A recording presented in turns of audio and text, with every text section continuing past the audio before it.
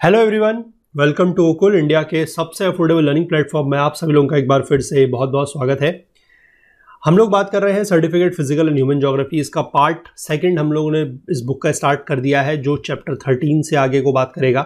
We will talk about weather in this topic in this chapter.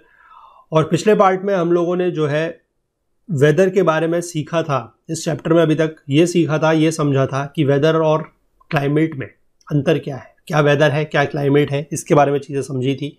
और थोड़ा सा बहुत ही बेसिक डिस्कशन हमने इस चीज़ों को लेकर किया था। ये भी देखा था कि वेदर और क्लाइमेट की इंफॉर्मेशन जो है वो ज़रूरी क्यों है, यूज़फुल क्यों है, और वो किस किस तरीके से हमारे ऊपर इफ़ेक्ट डालती है, या हमारी डेली एक्टिविटीज़ को या हमारी रेगुलर एक्टिविटीज़ को कैसे इन्फ्लुएंस करती है। ये चीज़ें अभी तक हम लोग जो है इस चैप्टर में देख चुके हैं। आज हम लोग आगे बढ़ेंगे और जो हमें वेदर और क्लाइमेट के जो एलिमेंट्स हैं, जैसे कि रेनफॉल है, टेम्परेचर है, प्रेशर है, इन सब के बारे में हम लोग अब आगे बात करेंगे स्टार्टिंग फ्रॉम टुडेज पार्ट। और अराउंड 2 से 3 पार्ट में हम लोग सारे के सारे एलिमेंट्स डिस्कस कर लेंगे और हमारा चैप्टर जो है वो भी इसी के साथ कंप्लीट हो जाएगा। तो मैं आप सभी लोगों से रिक्वेस्ट ये करना चाहता हूँ कि जो भी लोग इन वीडियो सीरीज़ को फॉलो कर रहे हैं, जिनको ये पसंद आ रही है, वो प्लीज़ ज़्यादा से ज़्यादा वीडियोज़ को लाइक करें, ज़्यादा से ज़्यादा अपने फ्रेंड्स, अपने कलीग्स के साथ वीडियोस को शेयर करें, ताकि हमारे इन कोर्सेस जो है उनकी रीच ज़्यादा हो, वो ज़्यादा से ज़्यादा लोगों तक पहुँचे, ज़्यादा से ज़्यादा स्टूडेंट्स की, एस्पिरेंट्स की जो है वो हेल्प हो सके। यही हमारा एक मकसद है।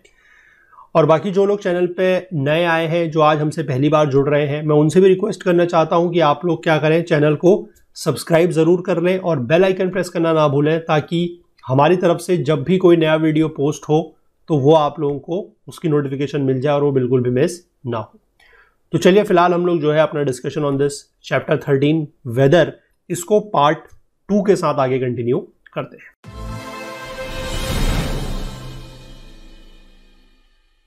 देखिए, आज हमें बात करनी है elements of weather and climate को लेकर।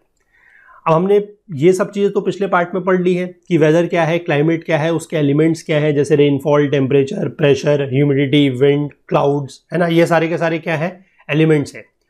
और हमने ये भी बात वहाँ पर जानी थी कि हमें इन सारे के सारे एलिमेंट्स को क्या करना पड़ेगा, हमें इनका जो डेटा है वो रिकॉर्ड करना पड़ेगा ऑन अ डेली बेसिस। तो उसी के हिसाब से हम वेदर प्रेडिक्ट कर सकते हैं, और जब उसी को हम लोग एक लॉन्ग टर्म एवरेज लेंगे तो that will be defined as climate of that particular area, of that particular region. तो हमें ये सारे के सारे एलिमेंट्स के बारे में जानना और इनको कैसे मेजर किया जाता है वो जानना भी जरूरी है। अब देखिए क्या लिखा है, to collect various climatic data, और उनके जो मैप्स है वो बनाने के लिए, मैप्स और चार्ट्स बनाने के लिए, following elements of climate are normally observed and measured by weather instruments. तो इनको नॉर्मली ऑब्जर्व किया जाता है और जो वेदर इंस्ट्रूमेंट्स हैं उनके द्वारा क्या किया जाता है, इनकी माप की जाती है। माप करना दैट इज मेजरमेंट करना। तो सबसे पहला जो एलिमेंट दिया गया है दैट इज रेनफॉल। रेनफॉल तो आप सभी लोगों को पता है, बारिश जो होती है वही है ना। अब यहां पर लिखा गया है कि rainfall including other forms of precipitation. तो rainfall is a form of precipitation, और बाकी कुछ और फॉर्म्स ऑफ प्रेसिपिटेशन भी होते हैं, जैसे कि स्नो, स्लीट, हेल, है ना। अब ये पहली बात तो ये है कि ये प्रेसिपिटेशन टर्म क्या है। Precipitation is you can say just opposite to evaporation. जैसे इवेपोरेशन में क्या होता है कि जो पानी है वो भाप बन के ऊपर उड़ रहा है, तो सिमिलरली प्रेसिपिटेशन में क्या होगा कि जब वो भाप जो है, जो in the form of clouds में हमारा एक्यूमुलेट रहती है, जब वो कंडेंस होता है, जब कंडेंसेशन की प्रोसेस होगी, तो वो सारे का सारा जो भाप है, जो वाटर वेपर कंटेन्ड है, वो नीचे आ जाएगा। अब वो नीचे आने के अलग अलग तरीके हो सकते हैं। अगर वो सिंपल वाटर ड्रॉप्स के फॉर्म में आ रहा है तो we will call it rain, है ना। अगर वो स्नो के फॉर्म में आता है, यानी कि बर्फ के फॉर्म में आ रहा है, तो उसको स्नो बोला जाता है। फिर उसकी भी अलग अलग कैटेगरी है, स्लीट है, हेल, मतलब जो ओले वगैरह पड़ते हैं, हेल स्टॉर्म, है ना। तो उसकी कैटेगरी, उसकी कंडीशन सारी अलग है। वो हम लोगों ने थोड़ा बहुत जो है वो देखी है अपने एनसीईआरटी के कोर्स में, तो यहां पर उसको हम बात नहीं करेंगे। अब rainfall including other forms of precipitation is always measured by a metal instrument called rain gauge. तो यहां पर इस बात को, इसके ऊपर जोर देने का मेरा मकसद, एम्फसाइज करने के ऊपर मकसद क्या था, वो ये था कि अगर आप लोगों से एग्जाम में कभी स्टेटमेंट फॉर्म में क्वेश्चन पूछा जाए कि रेन गेज जो है, रेन गेज या रेन गॉज जो भी आप इसको बोले, वो सिर्फ और सिर्फ रेनफॉल को मेजर करता है, सिर्फ और सिर्फ बारिश को मेजर करता है, तो ऐसा नहीं है। ध्यान रखेंगे, rainfall including other forms of precipitation, यानी कि जैसे चाहे स्नो है, स्लीट, हेल है, वो सारी भी रेन गॉज से ही या रेन गेज से ही मेजर करी जाती है। तो वो कैसे करी जाती है, वो थोड़ा सा यहां पर एक प्रोसीजर इसको लेकर दिया हुआ है। ये आप कह सकते हैं कि पढ़ाई भी है और एक जनरल अंडरस्टैंडिंग भी है, कि आप जैसे न्यूज़ वगैरह में सुनते रहते हैं कि आज इस जगह पे 10 मिलीमीटर बारिश हुई या आज इस जगह पे 50 मिलीमीटर बारिश हुई, तो वो 10 मिलीमीटर 50 मिलीमीटर कैसे मेजर करते हैं, क्या है वो, वही यहाँ पर समझाया गया है। तो जनरल अंडरस्टैंडिंग भी यहाँ पर आपकी जो है बहुत बढ़िया इस सब्जेक्ट के साथ हो रही है। अब देखिए, ये एक मेटल इंस्ट्रूमेंट है, मतलब धातु का बना हुआ है। क्या है, देखिए इसमें एक कॉपर सिलेंडर है, कॉपर सिलेंडर। देखिए कॉपर यहां पर आपको दिख जाएगा, ये नीचे यहां पर डायग्राम भी साथ साथ में आपको दिखाते जाऊंगा। This is a copper cylinder, है ना, कॉपर सिलेंडर है। इसके ऊपर एक मेटल की ही फनल लगी हुई है। फनल मतलब एक तरीके से ये जो चीज है, दिस वन इज फनल, जो यानी कि ऊपर से यहां पर ब्रॉड होती है और नीचे को ऐसे ये स्लांट होते होते पतली हो जाती है, that is known as a funnel, है ना। तो ये फनल है, या तो इसका जो डायमीटर है वो 5 इंच का हो सकता है, यानी कि जैसे यहां पर दिया हुआ है दिस इज 5 इंच, है ना, या तो ये डायमीटर 5 इंच का हो सकता है, या फिर ये 8 इंच का भी हो सकता है। यहां पर एग्जांपल में जो फिगर दिखाई गई है दैट इज योर 5 इंच, तो 8 इंच का भी हो सकता है। और which will leads into a smaller copper container और अ ग्लास बॉटल, यानी कि यहां से ये बेसिकली जो बड़ा वाला कॉपर सिलेंडर है, इसके ऊपर फनल लगी है और यहां से जो भी कलेक्ट होगा वो नीचे जाएगा जहां पर एक स्मॉलर कंटेनर है। और स्मॉलर कंटेनर या तो ग्लास का हो सकता है और either it could be of copper, ये कॉपर का भी हो सकता है। आई होप यहां तक चीज सही है। अब इसके बाद जो ये होल इन द फनल है, होल इन द फनल मतलब यहां पर होल होगा ना फनल में, यहां पर जहां से अगर ऊपर से पानी कलेक्ट हो रहा है तो वो नीचे इस बोतल में जाएगा। तो उस होल इन द फनल को जो कि लीड्स करता है डाउन टू द कंटेनर, इसको बहुत छोटा रखा जाता है। क्यों छोटा इसलिए रखा जाता है, क्योंकि अगर मान लीजिए इसको बड़ा रखा गया तो हो सकता है कि जो रेन कलेक्ट हुई है, जो पानी कलेक्ट हुआ है, वो क्या हो जाए, इवेपोरेट हो जाए, यानी कि थोड़ा सा वो भाप बन के उड़ जाए। और भाप बन के अगर पानी उड़ गया तो फिर क्या होगा कि हमारा करेक्ट मेजरमेंट जो है वो नहीं हो पाएगा। तो इसलिए इवेपोरेशन को मिनिमाइज करने के लिए इसकी जो फनल की ओपनिंग होती है वो बहुत ही छोटी रखी जाती है। एक तो ये बात हो गई। दूसरी बात क्या बोली है, the gauge should be at least 1 foot above the ground and firmly fastened, यानी कि एक तो ये जमीन से 1 फुट ऊपर होना चाहिए। 1 फुट मतलब होता है 12 इंच, 12 इंच। जो आप लोगों ने जनरली स्केल देखा होगा, जो आप स्केल यूज करते हैं, बड़ा वाला स्केल जिसको हम बोलते हैं ना, एक तो छोटा स्केल होता है 6 इंच का, एक बड़ा जो स्केल होता है 12 इंच का, दैट इज दी 1 फुट। तो बोला क्या गया है कि इस गेज को, इस पूरे के पूरे इंस्ट्रूमेंट को जमीन से कम 1 फुट ऊपर रखना है, यानी कि 12 इंच ऊपर रखना है। जैसे यहां पर भी दिखाया गया है कि ये जो है ग्राउंड लेवल है और इससे हमने क्या करा हुआ है, इस पूरे के पूरे डिवाइस को, इस गेज को 12 फुट ऊपर या 12 इंच ऊपर या 1 फुट ऊपर रखा है। और इसको टाइट से बांधना भी चाहिए, फर्मली फास्टेंड भी होना चाहिए। अब ऐसा क्यों है, ताकि स्प्लैशिंग को अवॉइड कर सके। मतलब देखिए, अगर मान लीजिए आपने इस जो गेज है इसको जमीन पर रख दिया तो क्या होगा कि हो सकता है कि अगर कभी बारिश बहुत तेज पड़ रही है, और बारिश बहुत तेज पड़ती है जब थोड़ी देर तक, तो आपको पता है कि नीचे क्या होता है, एक पडल बन जाता है। पडल मतलब एक तरीके से पानी जो है वो थोड़ा सा क्या होता है, इकट्ठा सा हो जाता है ना। इकट्ठा पानी अगर यहाँ पर हो गया और इसके ऊपर अगर और फिर बहुत बड़ी बड़ी अगर रेन ड्रॉप्स पड़ रही हैं, तो वो क्या होता है, वो आपको पता है कि यहाँ पर जहां पर ये रेन ड्रॉप्स नीचे कांटेक्ट में आएंगी जमीन से, वहां पर से स्प्लैशिंग स्टार्ट हो जाती है ना। यानी कि जैसे अगर बहुत तेज बूंद यहां पर गिरेगी तो ये पानी फिर स्प्लैश करना शुरू कर देगा। तो हो सकता है कि अगर आपने इस गेज को जमीन पर रखा है तो ये पानी अगर बहुत ज्यादा तेज बारिश है तो स्प्लैश करके ये पानी इस कंटेनर के अंदर भी जा सकता है ना। तो ये तो बेसिकली रेनफॉल का पार्ट तो नहीं है, क्योंकि वो तो जो डायरेक्ट बारिश आएगी वो ही इसमें जानी चाहिए। अब ये पानी अगर स्प्लैश करके भी इसमें जाता है तो फिर ये गलत मेजरमेंट दे सकता है। इसलिए कोशिश ये की जाती है कि इसको कम से कम, अगर ये ग्राउंड लेवल है तो यहां से हम लोग अराउंड 12 इंच इसको ऊपर रख लें, यानी कि कंटेनर को 12 इंच ऊपर रख लें, ताकि पानी अगर स्प्लैश होता भी है तो वो इतना ऊपर तक स्प्लैश नहीं होगा कि वो फिर इसके अंदर चला जाए। आई होप समझ गए आप। अगली जो चीज लिखी है वो ये लिखी है कि instrument should be sited well away from tall buildings, high trees and other objects which would shelter it. यानी कि इस ऑब्जेक्ट को हमें किसी भी बहुत बड़ी जो टॉल बिल्डिंग है या फिर कोई बहुत बड़ा पेड़ है या फिर कोई ऐसे ऑब्जेक्ट्स जिससे ये इंस्ट्रूमेंट छुप सके, यानी कि जो इसको शेल्टर दे सके, वहां से दूर रखना चाहिए। क्यों?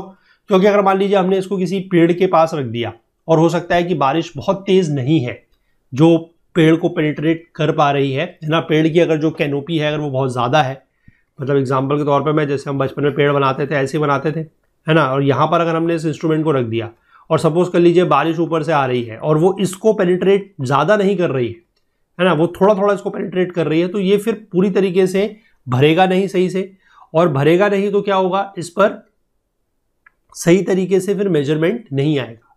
सिमिलरली अगर किसी टॉल बिल्डिंग के पास हमने इसको रख दिया और बारिश, अगर मान लीजिए कभी ऐसा होता है, आपने देखा होगा कि तिरछी बारिश होती है ना, स्लांट रेन होती है, तो फिर अगर वो, जैसे ये कोई बड़ी सी बिल्डिंग है ना, ये कोई बड़ी सी बिल्डिंग है और हमने यहाँ पर अगर ये इंस्ट्रूमेंट रखा है और अगर बारिश इस डायरेक्शन में तिरछी सी हो रही है तो तब भी इसमें प्रॉपर जो है वो चीज़ नहीं आ पाएगी। तो इसलिए इनको इस तरीके की चीज़ों से जो इसको छुपा सके वहाँ से दूर रखना है।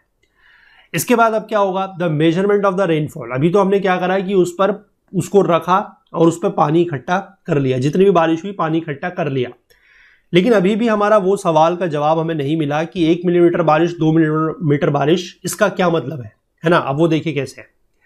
The measurement of the rainfall is done by removing the funnel. अब हम क्या करेंगे, उस फनल को हटाएंगे। जब बारिश हो गई है, जब हमें मेजरमेंट लेना है तो उस फनल को हटाएंगे और उस कंटेनर में जो नीचे ग्लास कंटेनर था, है ना, जो ये पे ग्लास ट्यूब है, ये ग्लास बॉटल या कॉपर के जो कंटेनर है जहां पर ये पानी इकट्ठा हुआ है रेन का, उसको क्या करेंगे, उस पानी को हम लेंगे, ठीक, और उस पानी को एक ग्रेजुएटेड सिलेंडर में डाल देंगे जिसका डायमीटर होगा 1.5 इंच का। ग्रेजुएटेड मतलब जिस पर इस तरीके की मार्किंग्स वगैरह होती है, ये है ग्रेजुएटेड सिलेंडर। आप लोगों ने ये बचपन में केमिस्ट्री वगैरह में सबने यूज़ किया होगा, है ना, अगर किसी ने केमिस्ट्री पढ़ी है या आपने कभी इस तरीके की लैब्स वगैरह में देखा भी है तब भी आपने ये चीज़ें देखी होंगी कि वहाँ पर क्या होता है ना। तो ये चीज़ हम उसमें इस पानी को उठाकर इस ग्रेजुएटेड सिलेंडर के अंदर डाल देंगे। अब इसकी जो रीडिंग है that should be done at the eye level and to an accuracy of 0.01 inch. Eye level का मतलब क्या है, मान लीजिए ये अगर हमारा सिलेंडर है ना, अब इसमें रीडिंग जो है वो हमें यहां से करनी चाहिए, मतलब सीधे हमारी जो आंख है वो यहां पर होनी चाहिए। ऐसा ना हो कि हम इस रीडिंग को यहां से ले रहे हैं ऐसे, या फिर इस रीडिंग को हम लोग यहां से ले रहे हैं ऐसे, क्योंकि इससे क्या इशू होगा, अगर हम यहां से रीडिंग लेते हैं तो सपोज कर लीजिए पानी यहां तक है, लेकिन हम रीडिंग यहां से ले रहे हैं तो हमें फिर क्या होगा कि इधर की वैल्यू दिखाई देगी, हम ये वाली वैल्यू काउंट कर लेंगे, या फिर अगर हम इस डायरेक्शन से देखते हैं तो हो सकता है कि हम यहां की वैल्यू काउंट कर लें। तो वो चीज नहीं करनी है हमें। Measurement is always done and it must be done at the I level, यानी कि सीधे आंख की लेवल पर रख के हमें मेजरमेंट करना है। और इसकी जो प्रिसीशन आप कह सकते हैं या जो इसकी आप एक्यूरेसी कह सकते हैं वो कितना है, 0.01 इंच, यानी कि मिनिमम ये इतना मेजर कर सकता है। अब ग्रेटर एक्यूरेसी के लिए, यानी कि और ज्यादा प्रिसीशन और ज्यादा एक्यूरेसी लाने के लिए एक स्पेशल काइंड ऑफ डिवाइस या फिर आप कह सकते हैं मेजरिंग इंस्ट्रूमेंट यूज किया जाता है जिसमें टेपर मेजर होता है। टेपर मेजर देखिए यहां पर आपको दिया हुआ है। इसमें अंतर क्या है कि इसका जो बॉटम है वो पूरी तरीके से टेपर किया हुआ है ना, ये टेपर किया हुआ है यहां पर इसका बॉटम, तो इसमें थोड़ा एक्यूरेसी ज्यादा है ना, विच टेपर्स एट द बॉटम में बी यूज्ड। इसकी एक्यूरेसी थोड़ा सा देखिए 0.005 इंच है, इसकी जो 0.101 इंच है, इसकी 0.05 इंच है। अब N inch of a rainfall means the amount of water. अब इसके हिसाब से जो आपका सवाल का है या वो जो जवाब मैं आपको ढूंढने के लिए बोल रहा हूं या ढूंढने की तरफ हम जा रहे हैं कि 10 मिलीमीटर बारिश, 20 मिलीमीटर बारिश क्या है, वो यही है ना, कि आपने इसमें डाला और यहां पर आपने ये चीज देख ली कि जितनी भी आपको रीडिंग दिख रही है आप उस हिसाब से बता सकते हैं कि कितनी बारिश हुई है। आई होप समझ गए आप।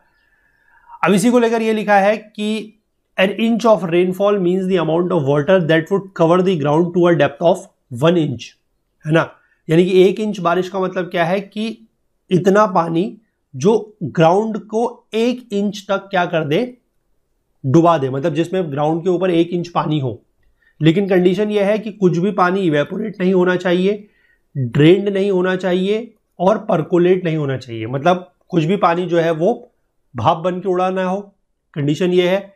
ड्रेन्ड ऑफ मतलब कहीं वो बह ना गया हो, और परकोलेट ना हुआ हो। परकोलेट मतलब जमीन के अंदर वो पानी ना चला गया हो। तब की कंडीशन में अगर हम बोलें तो 1 इंच रेनफॉल का मतलब क्या है? 1 इंच रेनफॉल का मतलब है कि जैसे अगर ये ग्राउंड लेवल है, तो अगर हम कहें कि किसी दिन 1 इंच बारिश हुई है, तो 1 इंच बारिश का मतलब है कि ये इतना पानी है कि ये इस जमीन को, इस ग्राउंड को क्या करेगा, 1 इंच तक डुबा सकता है। लेकिन कंडीशन वही है कि कुछ भी पानी इवेपोरेट नहीं होना चाहिए, दिस इज इवेपोरेशन, है ना। पानी जो ऊपर चला गया, दिस इज इवेपोरेशन, तो ये अलाउड नहीं है। साथ ही साथ कुछ भी पानी ड्रेन्ड ऑफ नहीं हो सकता। ड्रेन्ड ऑफ मतलब यहां से पानी बह गया, ऐसा नहीं हो सकता, ये भी अलाउड नहीं है। Draining is also not allowed. और साथ ही साथ पानी नीचे को, यानी कि जमीन के अंदर जो पानी चला गया, that is percolation, that is also not allowed. तो ये 3 कंडीशन अगर नहीं है तो हम ये कह सकते हैं कि जो 1 इंच अगर बारिश है तो उसका मतलब यह है कि वो ग्राउंड को 1 इंच तक पानी में क्या कर सकता है, डुबा सकता है। आई होप चीज क्लियर है यहां तक। अब मेटेरोलॉजिकल रिकॉर्डिंग्स के लिए एक रेन डे का मतलब क्या है? रेन डे का मतलब वो है as a period of 24 hours, जब 24 घंटे में कम से कम 0.01 इंच की बारिश हुई हो, या उससे ज्यादा हुई हो, या उतनी हुई हो मिनिमम। क्योंकि यहां पर हम देख पा रहे हैं कि ये गेज 0.01 की ही बारिश रिकॉर्ड कर सकता है मिनिमम, इससे कम तो नहीं कर पाएगा। अब इससे कम अगर बारिश होगी तो वो फिर रिकॉर्ड होगी नहीं, तो कम से कम इतनी अगर बारिश हो रही है तो उसको मीटरोलॉजिकल रिकॉर्डिंग्स के हिसाब से रेन डे बोला जाएगा। रेन डे मतलब जिस दिन बारिश हुई है, रेनी डे नहीं। रेनी डे तो हम बचपन में जानते थे कि बहुत ज्यादा बारिश होती थी, स्कूल की छुट्टी हो जाती थी, है ना, वो नहीं। रेन डे मतलब बारिश उस दिन हुई है। अगर ये अमाउंट जो है वो 0.04 इंच से ज्यादा हो जाए तो उसको बोला जाता है it is a wet day, यानी कि वो एक वेट डे है। और जनरल रेकनिंग की अगर हम बात करें तो जैसे मलेशिया में average rainfall 0.3 inch a day से क्या है, कम है। समझ गए आप? मतलब एक जनरल बात की जा रही है कि अब मलेशिया का एग्जांपल क्यों दिया जा रहा है, क्योंकि मैंने फिर से बताया फॉरेन ऑथर की बुक है, तो एग्जांपल हमें इसमें इंडिया के तो नहीं मिलेंगे, है ना, फॉरेन के ही मिलेंगे। अब इसमें क्या लिखा है कि only a torrential downpour can account for more than a inch of a rainfall in a day. Torrential rain downpour मतलब आपने एक टर्म सुना होगा जब बहुत ज्यादा बारिश होती है, जिसको बोलते हैं मूसलाधार बारिश, है ना। जब बहुत तेजी से बारिश हो रही है, बारिश रुक नहीं रही है, तो उस तरीके की अगर बारिश होती है तभी हम ये एक्सपेक्ट कर सकते हैं कि 1 इंच से ज्यादा बारिश पड़ेगी। अदरवाइज 1 इंच बारिश जो है वो बहुत ज्यादा होती है। Rain gauge must be examined every day. अब इस रेन गेज को जो है, मतलब कहीं पर भी ये सेटअप लगाया गया होगा तो इसको डेली एग्जामिन करना जरूरी है, और ये किया भी जाता है। टेम्परेट रीजन्स में वहां पर रेनफॉल भी होता है। इक्वेटोरियल रीजन में तो रेनफॉल नहीं होगा, लेकिन टेम्परेट रीजन्स में रेनफॉल भी होगा। तो वहां पर क्या करते हैं कि स्नोफॉल होगा, तो स्नोफॉल को केयरफुली मेल्ट किया जाएगा, मतलब जो बर्फ है उसको पिघलाया जाएगा।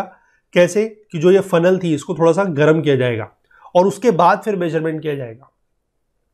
और प्रैक्टिकल पर्पस के लिए अगर हम बात करें तो 10 से 12 इंच की जो स्नो है उसको 1 इंच बारिश के इक्विवेलेंट ही माना जाता है। ये यहां पर इसमें दोनों में एक तरीके से आप कह सकते हैं रिलेशन समझाया हुआ है। इसके बाद क्या करेंगे कि जो रेनफॉल का डेली रिकॉर्ड लिया जा रहा है, क्योंकि रोज हम बारिश को मेजर कर रहे हैं, तो जो डेली रिकॉर्ड लिया जा रहा है उसको ऐड किया जाएगा at the end of the month to find the total rainfall for that month. यानी कि हम आज कितनी बारिश हुई उसको हम डेली जोड़ते रहेंगे, तो हमें पता लग जाएगा कि इस पूरे महीने कितनी बारिश हुई है, टोटल रेनफॉल कितनी हुई है। अब उसके बाद हर महीने का जो टोटल होगा उसको भी जोड़ेंगे साल के अंत में, ताकि हमें यह पता लगेगा कि एनुअल रेनफॉल कितनी हुई है। जैसे यहां पर नीचे एक डायग्राम दिया हुआ है, देखिए यहां पर इसकी जो एक्सिस है, एक्स एक्सिस में मंथ दिए गए हैं, जनवरी, फरवरी, मार्च, अप्रैल, मई, ऐसे करके, और वाई एक्सिस में आपको यहां पर दिया गया है रेनफॉल इन इंचेस। अब यहां पर जनवरी में आपको दिख रहा है कि 4 इंच बारिश हुई है, फरवरी में लगभग 3-3.5 इंच के आसपास बारिश हुई है ना। तो ये मंथ वाला कैसे निकलेगा, आप डेली को ऐड करेंगे तो मंथ निकलेगा। और ये आपको मंथ का पूरा फिगर मिल गया। This is the figure for, you can से ये पूरा मंथ का फिगर हो गया। तो इसको आप क्या कर लीजिए, टोटल ऐड कर लीजिए, इसका टोटल जो है आप ऐड कर लीजिए, है ना। या फिर जैसे आप लोगों में से अगर कोई मैथ्स के स्टूडेंट है या उनको पता है, तो हम उसमें कहते हैं इस तरीके के फिगर के लिए कि एरिया ऑफ द ग्राफ आप निकाल लीजिए। जो एरिया अगर आप निकाल लेंगे तो आपको पूरा का पूरा क्या मिल जाएगा, साल में कितनी बारिश हुई है वो मिल जाएगी, यानी कि आपको क्या मिल जाएगी, टोटल एनुअल रेनफॉल मिल जाएगी। तो इस तरीके से इसको जो है वो मेजर किया जाता है और ये चीजें आपको यहां पर बताई जाती है। अब आपको क्या मिला है, एक एनुअल रेनफॉल मिली है, मतलब इस साल कितनी बारिश हुई। अब उसमें से अगर हमने मीन एनुअल रेनफॉल निकालना है तो वो हम क्या करेंगे, हम हर साल की एनुअल रेनफॉल तो निकाल ही रहे हैं, डेली निकाली, उसको जोड़ा हमने मंथ बेसिस पे तो मंथ की मिल गई, फिर मंथ सारे जोड़े तो हमें एनुअल मिल गई। अब उस एनुअल रेनफॉल को हम over a long period of से 35 ईयर्स, यानी कि 35 साल तक हम क्या करते रहेंगे, 35 साल का हमारे पास डेटा रहेगा, उसको हम उसका एक एवरेज निकालेंगे। और उसका जब हम एवरेज निकालेंगे तब हम कहेंगे कि मीन एनुअल रेनफॉल कितनी है, क्योंकि हो सकता है किसी साल बारिश ज्यादा हो, किसी साल बारिश कम हो, तो उसका एक एवरेज निकाला जाएगा, तब हम उसको जो डेटा हमें मिलेगा उसको हम बोलेंगे annual rainfall, sorry mean annual rainfall. Annual तो वही है कि साल में कितनी बारिश हो रही है, किसी साल कितनी बारिश हो रही है, दैट इज एनुअल रेनफॉल। और उसी का अगर हम लगभग 30-35 साल का एक एवरेज लेके चले तो जो हमें एक डेटा मिलता है, जो वैल्यू मिलती है, उसको बोला जाएगा मीन एनुअल रेनफॉल। इसके बाद जो रेनफॉल के मैप्स है उनमें प्लॉटिंग करने के लिए places having the same mean annual rainfall are joined by a line called an isohyet. मतलब ऐसी जगहों को जब हम जोड़ते हैं, यानी कि ऐसे पॉइंट्स या ऐसे प्लेसेस जहां का मीन एनुअल रेनफॉल, अब ये इस वर्ड पे बहुत ध्यान दीजिएगा, मीन एनुअल रेनफॉल है ये, मीन एनुअल रेनफॉल जहां पर सेम है, उन पॉइंट्स को अगर हम जोड़ें तो उससे जो लाइन बनेगी उसको बोला जाएगा आइसोहाइट। अब ये टर्म इस तरीके के हमने और भी पहले पढ़े हैं, जैसे कि अगर टेम्परेचर, सेम टेम्परेचर वाले जगह को हम जोड़ते हैं तो उसको क्या बोलते हैं, आइसोथर्मल, है ना, आइसोथर्म्स बोलते हैं। या फिर हम सेम प्रेशर वाले एरियाज को जोड़ते हैं तो उनको आइसोबार्स बोलते हैं, है ना। इस तरह की चीजें जो हमने पहले पढ़ी हैं। तो यहां पर उसी में एक टर्म और जुड़ गया कि ऐसे पॉइंट्स को जब हम जोड़ें जहां पर मीन एनुअल रेनफॉल सेम है और उन पॉइंट्स को जोड़ के जो एक लाइन बनेगी उसको बोला जाएगा आइसोहाइट। और इस तरीके की लाइनें जो है वो कई सारी एटलसेस वगैरह में भी दिखाई जाती है। अब रेनफॉल को जो है हम ग्राफिकली भी डिपिक्ट कर सकते हैं, या तो शेडेड रेनफॉल कॉलम्स की तरह, जैसे हमने पहली वाली फिगर में आपको दिखाया है ना, ये वाली पहली फिगर में आपने देखा कि हमने ग्राफ बनाया है, टोटल इस तरीके से कलरिंग वगैरह की है। या फिर हम इसको एक डिस्पर्सल डायग्राम में भी दिखा सकते हैं कि 1 dot for each year as for many years as possible, यानी कि ये अगर कोई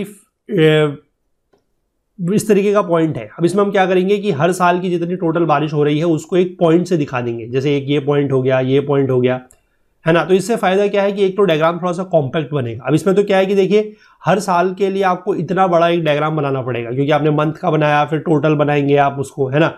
और इसमें आप क्या करेंगे कि जो ये टोटल वैल्यू आई है इसका आप एक डॉट बना देंगे और फिर उसका एक मीन एनुअल रेनफॉल निकाला जाएगा, 35 साल का एवरेज। अब उससे आप कह सकते हैं कि अगर ज्यादा बारिश हो रही है तो वो मीन से ज्यादा है, अगर बहुत ज्यादा होती है तो हम उसको कहेंगे कि वेरी वेट एयर है, और अगर बहुत कम बारिश होती है तो हम उसको क्या कहेंगे, very dry air. The former illustrates the monthly rainfall regime over a year and the latter shows the glance the range of dry and wet airs for 35 years. यानी कि जो ये पहला वाला है वो क्या दिखा रहा है, हमें मंथली रेनफॉल दिखा रहा है कि इस महीने कितनी बारिश हुई, इस महीने कितनी बारिश हुई, हम वो यहां से देख सकते हैं। लेकिन इस वाले फिगर में जो सेकंड फिगर है, यहां पर हमें मंथली नहीं पता लग रहा है, यहां पर हमें ये सिर्फ पता लग रहा है कि इस साल में कितनी बारिश हुई, है ना। अब इस साल में किस महीने ज्यादा बारिश हुई, किस महीने कम बारिश हुई, वो हमें नहीं पता लग रहा है। तो अगर हम इस तरीके की चीज देखना चाहें कि इन 35 साल का जो हमारे पास डेटा है, जो वैल्यूज है, उसमें हम ये देखना चाहें कि किस साल सबसे ज्यादा बारिश हुई, है ना, या किस साल सबसे कम बारिश हुई, और ज्यादा हुई तो कितनी हुई, कम हुई तो कितनी हुई, उनके बीच का रेंज क्या है, डिफरेंस क्या है, वो अगर देखना चाहे सिर्फ हम, मतलब अगर हम ईयरली डेटा से संबंधित चीजें जानना चाहते हैं, मतलब हमें महीने का नहीं कोई मतलब, हम एक एवरेज देखना चाहते हैं कि साल में कितनी बारिश हुई, तो हमारे लिए इस तरीके का डिस्पर्सल डायग्राम जो है वो ज्यादा हेल्पफुल है। और अगर हम इसको थोड़ा सा और डिटेल में जाके मंथली बेसिस पे चीजें देखना चाहें कि इस मंथ कितनी बारिश हुई है ना, कौन से मंथ में ज़्यादा बारिश हुई, वो चीज़ें हम देखना चाहें तो फिर हमारे लिए उस तरीके का ये जो मंथली बेसिस वाला डायग्राम है ये ज़्यादा हेल्पफुल रहेगा। आई होप की चीज़ें जो है वो यहाँ तक बिल्कुल क्लियर हो रही है। तो इसी के साथ हमारा जो ये पहला एलिमेंट था दैट इज द रेनफॉल, वो हमने कवर कर लिया है। अब इसके बाद दूसरे एलिमेंट की तरफ बढ़ेंगे दैट इज योर प्रेशर। अब ये प्रेशर क्या है, देखिए प्रेशर मतलब हिंदी में तो इसको बोलते हैं दाब, है ना, दाब, दैट इज प्रेशर। अभी प्रेशर क्या होता है, देखिए हमें पता है कि एयर जो है that is made up of number of mixed gases and has weight. Air जो होती है, जो एटमॉस्फेरिक एयर होती है, उसमें क्या क्या है, बहुत सारी गैसेस है, नाइट्रोजन, ऑक्सीजन, कार्बन डाइऑक्साइड और बहुत सारी, है ना, और उसका कुछ ना कुछ वजन भी होता है। तो अब क्योंकि ऑब्वियस सी बात है, अगर गैस है तो कुछ तो वजन होगा, क्योंकि कुछ तो मॉलिक्यूल्स के पार्टिकल है, भले ही गैस है हल्की होगी as compare to solid liquid, लेकिन कुछ तो वेट होगा। अब वेट है तो उसकी वजह से वो क्या कर रहा है, वो exert a pressure on this earth surface which varies from place to place and from time to time. यानी कि जमीन के ऊपर, अर्थ के ऊपर, धरती के ऊपर, पृथ्वी के ऊपर वो अपना दबाव डाल रहा है ना, प्रेशर डाल रहा है, दबाव डाल रहा है, और ये हर जगह पर सेम नहीं होता, अलग अलग जगह पर अलग अलग समय पर ये चेंज होता रहता है। और this force that presses on the surface of any object can be Fairlie accurately measured. हम लोग इसको काफी हद तक जो है एक्यूरेटली मेजर भी कर सकते हैं। और इसको मेजर करने के लिए जो इंस्ट्रूमेंट है, प्रेशर को मेजर करने के लिए जो इंस्ट्रूमेंट एक बनाया गया है जिसको बोला जाता है बैरोमीटर, है ना, वो एक यहाँ पर नीचे फिगर है उसमें दिया गया है। तो बैरोमीटर जो है वो गैलीलियो और उनके एक साइंटिस्ट थे टॉरिसेली, उनके द्वारा 1643 में इसको इन्वेंट किया गया।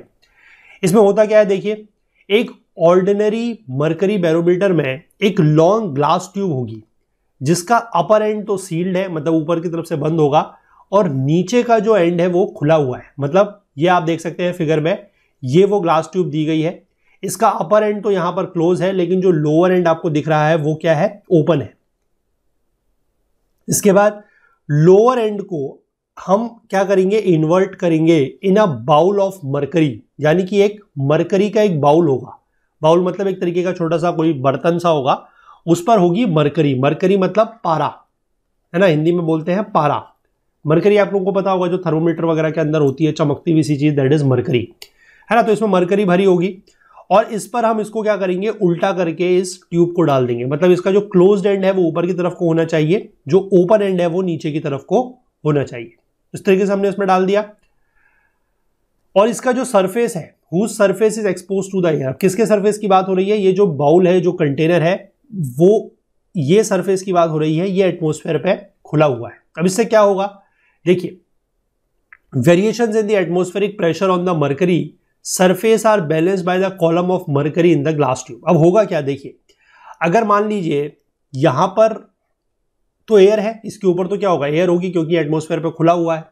अब इस पर अगर एटमॉस्फेयर का प्रेशर पड़ रहा है, एयर का प्रेशर पड़ रहा है, मतलब एटमॉस्फेयर का प्रेशर पड़ रहा है, तो अगर वो एटमॉस्फेरिक प्रेशर ज्यादा होगा तो यहां पर ज्यादा फोर्स पड़ेगा, और यहां पर अगर ज्यादा फोर्स पड़ेगा तो मरकरी बदले में क्या करेगी, यहां से नीचे की तरफ को जाने की कोशिश करेगी, है ना, और यहां से ऊपर चढ़ने की कोशिश करेगी। तो यहां पर जो आपका लेवल ऑफ मरकरी है ये थोड़ा सा बढ़ जाएगा, ये राइज कर जाएगा।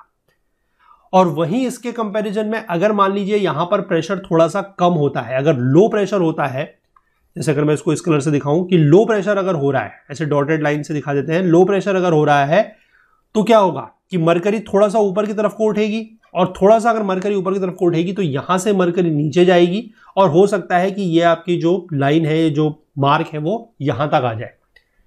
तो इस तरीके से इसमें जो है मेजरमेंट होता है। अगर कोई हमारे इंजीनियरिंग के स्टूडेंट हैं, और स्पेसिफिकली अगर मैं बात करूं सिविल इंजीनियरिंग या फिर मैकेनिकल इंजीनियरिंग के, तो उनको तो ये चीजें मतलब पता है, वो तो बचपन से ये चीजें पढ़ रहे हैं। इंजीनियरिंग में 4 साल उन्होंने ये प्रेशर मेजरमेंट और ये सब चीजें पढ़ी हैं। केमिस्ट्री के अगर कोई स्टूडेंट्स है तो आई थिंक उनको भी ये चीजें पता होंगी, केमिस्ट्री या फिजिक्स के स्टूडेंट्स भी हैं तो, है ना। बाकी लोगों के लिए जितना जरूरी है वो मैं यहाँ पर बता रहा हूँ, इससे बहुत ज्यादा डिटेल में जाके पढ़ने की, ढूंढने की, रिसर्च करने की जरूरत आपको नहीं है, क्योंकि आपसे कोई साइंटिस्ट लेवल का क्वेश्चन इसमें नहीं पूछा जाएगा, है ना। साइंटिस्ट या इंजीनियर लेवल का या फिजिसिस्ट लेवल का क्वेश्चन नहीं पूछा जाएगा। जितना मैं आपको चीज़ें बता रहा हूँ उतना थोड़ा बहुत आप चीज़ों को ध्यान दीजिए। हालांकि इतना डिटेल में भी आपसे नहीं पूछा जाएगा कि बैरोमीटर में मेजर कैसे करते हैं या रेन ग्राफ से मेजर कैसे करते हैं, लेकिन फिर भी अब बुक में दिया हुआ है तो बताना ज़रूरी है। अदरवाइज फिर कुछ लोगों को ये फील होता है कि चीज़ें हम लोगों ने स्किप कर दी, छोड़ दी, तो ऐसा सही नहीं है, ठीक है। और अगर एग्जाम में चीज़ें नहीं भी आती हैं तो कोई बात नहीं, एक जनरल अंडरस्टैंडिंग होनी जरूरी है चीज़ों की, थोड़ा सा चीज़ों को आप जान रहे हैं, सीख रहे हैं, वो भी एक अच्छी बात है। अब इससे क्या होता है कि प्रेशर ऑफ द एयर हमें मिल जाएगा और कैन बी रेड ऑफ, इसको हम पढ़ सकते हैं quickly from the scale on the glass tube. वही बात है कि जितना हमें यहाँ पर ये दिख रहा है मरकरी के ऊपर, जो ये ग्लास ट्यूब है इसके ऊपर एक मेजरमेंट बना होगा, है ना, वही जैसे ग्रेजुएटेड सिलेंडर में ऊपर बना था, तो उससे हम लोग ये वैल्यू पढ़ सकते हैं कि कितना इस पे मरकरी का कॉलम दिख रहा है। अब सवाल ये आता है कि हमने यहां पर बोला कि इसमें मरकरी है, तो सवाल ये आता है कि मरकरी ही क्यों है, क्या हम कोई और लिक्विड का इस्तेमाल नहीं कर सकते थे? अभी इंजीनियरिंग वाले स्टूडेंट्स को तो ये सवाल पता होगा, लेकिन बाकियों को आई डोंट नो कि कितना पता है या नहीं पता है। यूज तो कर सकते हैं, ठीक है, एनी लिक्विड को हम यूज कर सकते हैं। अगर हम थ्योरेटिकल लेवल पर बात करें तो हम किसी भी लिक्विड को यूज कर सकते हैं, मरकरी को ही यूज करना जरूरी नहीं है। लेकिन मरकरी को क्यों यूज किया जाता है? क्योंकि वो हैवीएस्ट लिक्विड है। हैवीएस्ट मतलब उसकी जो डेंसिटी है, डेंसिटी इज हाई, उसकी डेंसिटी बहुत ज्यादा होती है। और डेंसिटी हाई होने की वजह से फायदा क्या है कि देखिए, अगर हम मान लीजिए ऑर्डिनरी वाटर का यूज करते हैं, मतलब जो साधारण पानी होता है, अगर उसका यूज करते हैं, कर उसका भी सकते हैं, ठीक है। पहली बात मैं फिर से बता रहा हूं कि थ्योरेटिकली हम किसी भी लिक्विड को यूज कर सकते हैं, लेकिन मरकरी को इसलिए यूज करते हैं क्योंकि वो हैवीएस्ट है, यानी कि उसकी जो डेंसिटी है वो सबसे ज्यादा है। अगर हम ऑर्डिनरी वाटर, साधारण पानी का यूज करें, तो जो corresponding column of normal atmospheric pressure है, यानी कि हम जो यहां पर देख पा रहे हैं, ये जो लेंथ आ रही है वो कितनी है, 76 सेंटीमीटर, या फिर आप कहिए कि 30 इंचेस के आसपास ये लेंथ आ रही है। 30 इंच मतलब अराउंड 2-2.5 फीट के आसपास हो गया। तो इतना तो इंस्ट्रूमेंट हम कैरी भी कर सकते हैं और इसमें पोर्टेबिलिटी भी है, मेजर भी कर सकते हैं, पोर्टेबल भी है, एक जगह से दूसरी जगह ले जा भी सकते हैं, ये कंफर्टेबल है। लेकिन वहीं अगर इसकी जगह हम मरकरी की जगह इसमें पानी का यूज कर दें तो होगा क्या कि नॉर्मल एटमॉस्फेरिक प्रेशर को मेजर करने के लिए जो कॉलम है वो लगभग हो जाएगा 34 फीट, है ना। जो मरकरी कॉलम है वो लगभग 29.9 इंच, 29.9 इंच मतलब मैंने आपको बताया 2 से 2.5 फीट के आसपास। वहीं अगर हम बात कर ले 34 फीट, तो आप समझिए कि जितना ये अभी इंस्ट्रूमेंट है 34 फीट, मतलब अगर आप इसको एक जनरल अंडरस्टैंडिंग में बात करें तो आप ये मान लीजिए कम से कम 3 फ्लोर मतलब 1 फ्लोर, 2 फ्लोर, 3 फ्लोर के आसपास का ये बड़ा कॉलम बनेगा। तो इतने बड़े इंस्ट्रूमेंट को कैरी करना, इतने बड़े इंस्ट्रूमेंट से मेजरमेंट करना पॉसिबल नहीं है। It is not feasible, it is not possible, इसीलिए इसका हम लोग यूज नहीं करते हैं। मरकरी का यूज इसीलिए कर रहे हैं क्योंकि ये कोई बहुत भारी लिक्विड है। अगर आने वाले समय में हो सकता है कि कुछ और इन्वेंशन हो जाए, कोई मरकरी से भी ज्यादा हैवी लिक्विड हमें मिल जाए, तो फिर हम उसका भी यूज कर सकते हैं, लेकिन एज ऑफ नाउ तो यूज मरकरी का ही किया जा रहा है। आई होप मरकरी का यूज क्यों कर रहे हैं, पानी का यूज क्यों नहीं कर रहे हैं, वो आपको यहां पर समझ में आ गया होगा। अब वही चीज लिखिए जो मैंने आपको पीछे समझाई कि अगर प्रेशर बढ़ता है तो जो air pressing on the surface जो है that will force up the mercury column to about 31 inches, यानी कि जब ज्यादा प्रेशर पड़ेगा, है ना, जैसे यहां पर मैं आपको दिखाया कि अगर ज्यादा प्रेशर पड़ेगा, जहां पर अगर प्रेशर बढ़ता है तो क्या होगा कि मरकरी ऊपर चली जाएगी। पहले अगर ये लेवल था तो हो सकता है अब यहां पर पहुंच जाए, और बाद में अगर प्रेशर कम होता है तो हो सकता है कि यहां पर आ जाए। तो यही चीज इसने बताई है कि अगर कभी ज्यादा प्रेशर पड़ता है तो ये 31 इंच तक भी जा सकता है, और अगर कभी प्रेशर कम होता है तो less air pressure on the surface, यानी कि सरफेस के ऊपर दबाव कम पड़ेगा और मरकरी का जो कॉलम है वो 28 इंच तक भी ड्रॉप कर सकता है, यानी कि उस कंडीशन में हम कहेंगे it is a low pressure. लगभग 29.9 इंच या 30 इंच के आसपास है तो that is your normal pressure, वो एक नॉर्मल एटमॉस्फेरिक प्रेशर है। उससे ज्यादा होगा तो हाई प्रेशर, उससे कम होगा तो लो प्रेशर।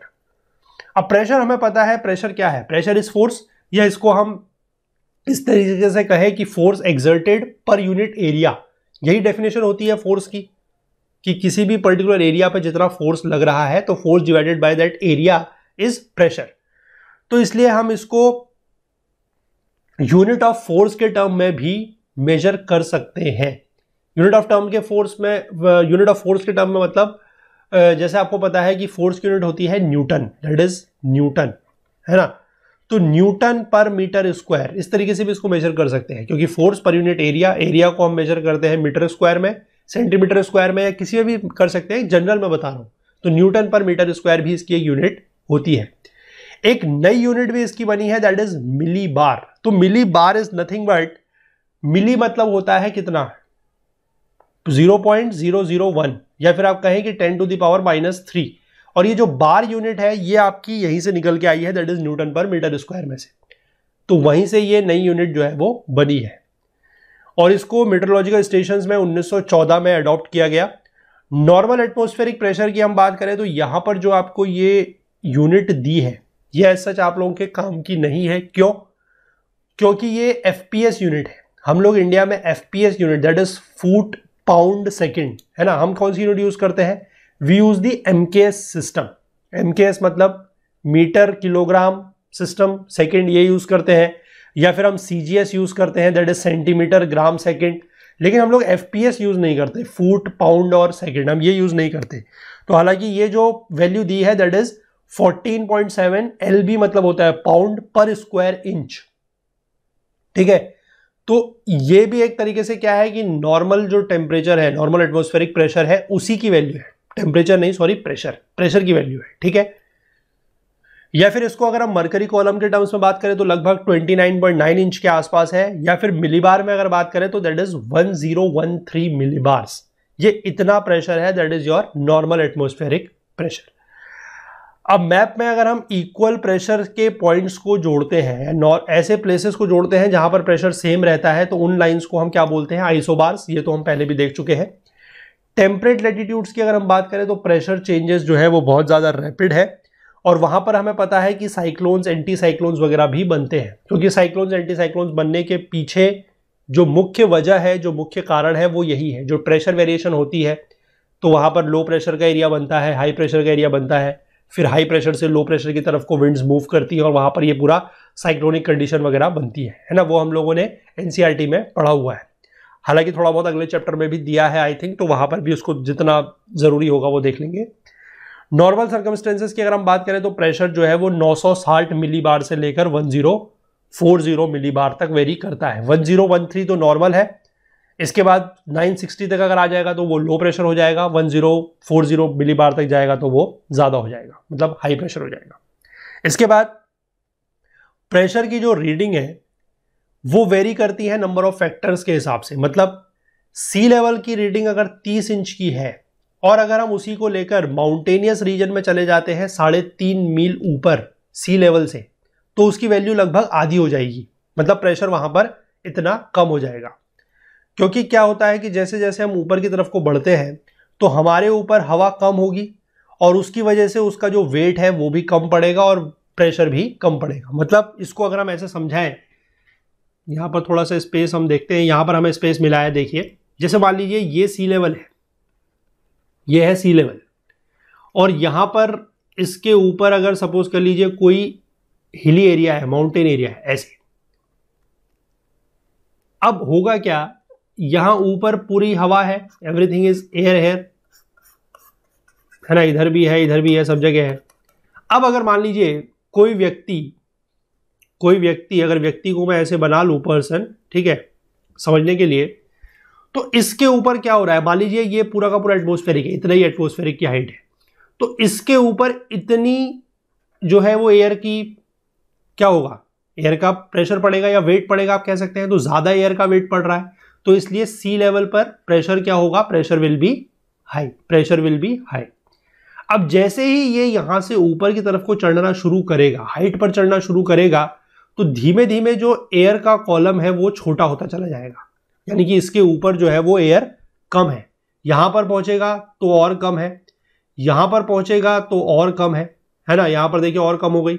फिर इसके बाद अगर ये यहां पर टॉप पे पहुंच जाता है तो फिर वो और कम हो जाएगी, है ना। अगर ये व्यक्ति यहां पर टॉप पे पहुंच गया तो ये और कम हो जाएगी। तो इसीलिए लिखा गया है कि जैसे जैसे ये व्यक्ति ऊपर की तरफ को बढ़ता जाएगा, हो क्या रहा है, इसके सर के ऊपर आप कह सकते हैं कि हवा कम है, और जैसे जैसे हवा कम होगी तो उसका वजन भी कम होगा। इसलिए ऊपर आप जैसे ही पहुंचेंगे हाईएस्ट जगह पर वहां पर प्रेशर जो है वो काफी क्या हो जाएगा, लो हो जाएगा। आई होप ये बात आप समझ पाए, यानी कि हाइट के साथ या एल्टीट्यूड के साथ प्रेशर क्या होता है, कम होता है। अब ये जो बैरोमीटर है, बैरोमीटर क्या है, जो हमने पीछे आपको दिखाया जिससे हम लोग प्रेशर को मेजर कर रहे हैं, वो gravitational forces as different latitudes, यानी कि अलग अलग लैटिट्यूड्स पर, लैटिट्यूड्स क्या होते हैं, 0 डिग्री इक्वेटर है ना, 23.5 degree north Tropic of Cancer है, 23.5 degree south Tropic of Capricorn है।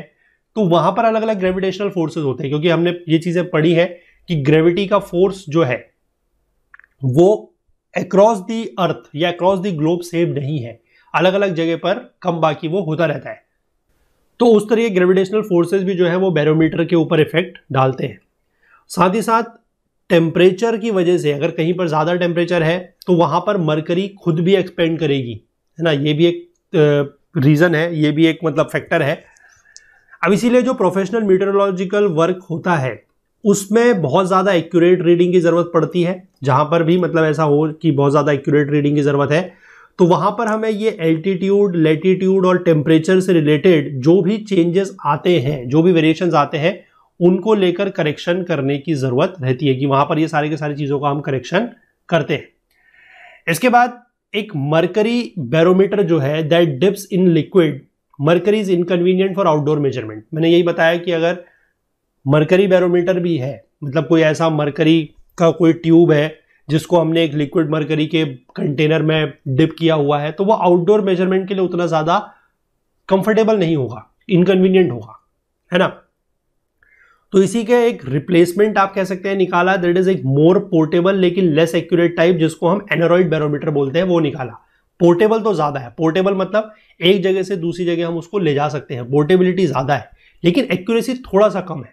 लेकिन हम कुछ थोड़ा सा मतलब वही बात है कि एक चीज कुछ पाने के लिए कुछ खोना पड़ता है। अगर हम पोर्टेबिलिटी पाना चाहते हैं तो एक्यूरेसी को थोड़ा सा हमें खोना पड़ेगा। और इस तरीके का जो एक मोर पोर्टेबल बैरोमीटर बनाया गया है, that is known as aneroid barometer. अब इसमें क्या है कि एक स्मॉल मेटल कंटेनर होगा जिसमें से सारी की सारी एयर को बाहर निकाल लिया जाएगा और लगभग उसको बना दिया जाएगा वैक्यूम, यानी कि उसके अंदर अब कोई भी एयर नहीं है। अब एयर नहीं है तो इसका मतलब उसके अंदर कोई प्रेशर भी नहीं है, तो बॉक्स के अंदर देयर इज नो प्रेशर। अब अगर बाहर कुछ भी प्रेशर का इंक्रीज होता है, यानी कि any increase in the pressure on the outside of the box, तो उससे क्या होगा, बाहर प्रेशर ज्यादा है, अंदर बिल्कुल भी एयर नहीं है, बिल्कुल प्रेशर नहीं है, तो उससे क्या होगा कि जो लिड होगी, उसकी लिड मतलब एक तरीके से जो ढक्कन होगा वो अंदर की तरफ को मूव करेगा, और उससे हमें क्या पता लगेगा कि बाहर प्रेशर क्या है, ज्यादा है। और वो चीज हमें जो एक ऊपर रिवॉल्विंग डायल लगा होगा उससे पता लग जाएगी। और मान लीजिए कभी बाहर प्रेशर कम हो जाता है, बाहर अगर प्रेशर कम हो जाता है तो फिर लिड जो है वो बाहर की तरफ को मूव करेगा, क्योंकि अंदर प्रेशर थोड़ा सा ज्यादा हो जाएगा, बाहर कम हो जाएगा, तो बाहर की तरफ को मूव करेगा, तो उससे हमें इंडिकेटर पे लो प्रेशर दिखाई देगा। मतलब यहां पर ये फिगर बनाया है ये इस तरीके से कि जब एयर का प्रेशर पड़ेगा तो ये चीज क्या होगा, ये लिड मूव करेगा, है ना। लिड अगर किसी भी तरीके से मूव करता है तो फिर ये डायल यहां से मूव, मतलब ये पूरा का पूरा इंस्ट्रूमेंट जो है वो काम करेगा, मूव करेगा, और ये इंडिकेटर आपको वैल्यू दिखाएगा कि वो हाई प्रेशर है या लो प्रेशर है ना। ये इस तरीके से काम करता है, दैट इज योर एनोरॉइड बैरोमीटर। इसका नाम याद रखेंगे, दैट इज एनोरॉइड बैरोमीटर। इसके बाद एरोप्लेन्स में क्या होता है, एक मॉडिफाइड टाइप का एनोरॉइड बैरोमीटर लगाया जाता है जिसको बोलते हैं एल्टीमीटर। अब हमें पता है कि प्रेशर डिक्रीज करता है एल्टीट्यूड के साथ, मतलब जैसे जैसे हाइट बढ़ रही है हमारी, अब एरोप्लेन क्या होगा कि ऊपर की तरफ को जाएगा हवा में, जैसे जैसे हाइट बढ़ेगी तो हमें पता है कि प्रेशर कम होता है। और उसका रेट कितना है कि अगर हम 900 फीट ऊपर बढ़ते हैं, यानी कि हर 900 फीट ऊपर बढ़ने पर हमारा जो मरकरी की रीडिंग में ड्रॉप हो रहा है वो कितना हो रहा है, लगभग 1 इंच के आसपास। 1 इंच का ड्रॉप मतलब प्रेशर कम होता जा रहा है।